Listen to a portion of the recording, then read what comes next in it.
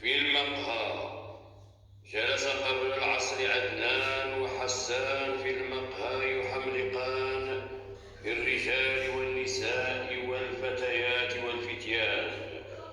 إنهما متزوجان عاطلان، فالزوجتان هما اللتان تعملان وتربيان. جلسا تارة يغتابان وتارة يتغزلان. قال أحدهما: أتعرف ذلك الشاب؟ إن حرفته أن يسرق من المساجد وهو دائما سكران. وقال الآخر: أنصحك ألا تشتري من ذلك الدكان، فإن صاحبه غشاش ويزيد في الأثمان.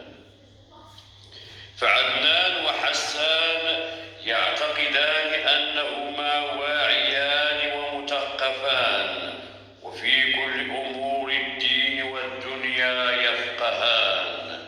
قال حسان: لماذا الروس لم يعودوا يخشون الأمريكان؟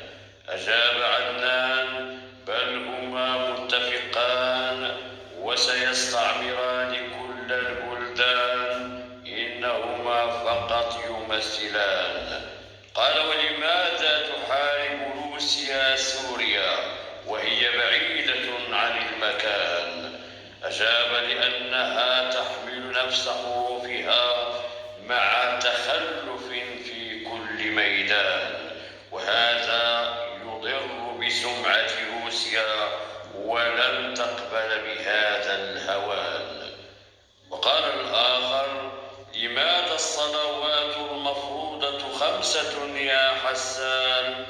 أجاب: لأن في كل يد يمنى 5 من الأصابع لدى الإنسان.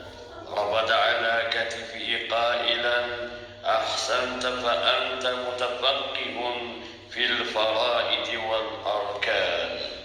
قال: انظر إلى تلك المرأة، إنها تحمل رضيعها وتجر وراءها 5 من الصبيان.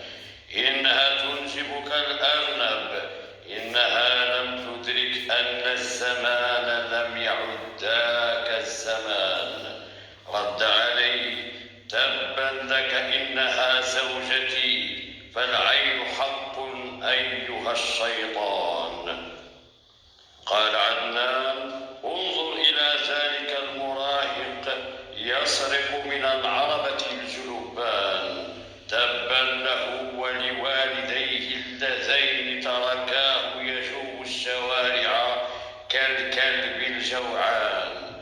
قال: اصمت، إنه ولدي، ولن يضر أن تنقص من العربة حبة أو حبتان.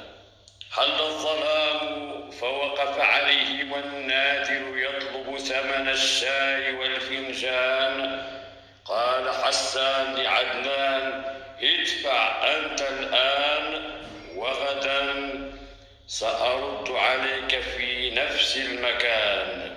أجاب عدنان: في جيبي فقط درهمان، إذا تحركت يتناطحان.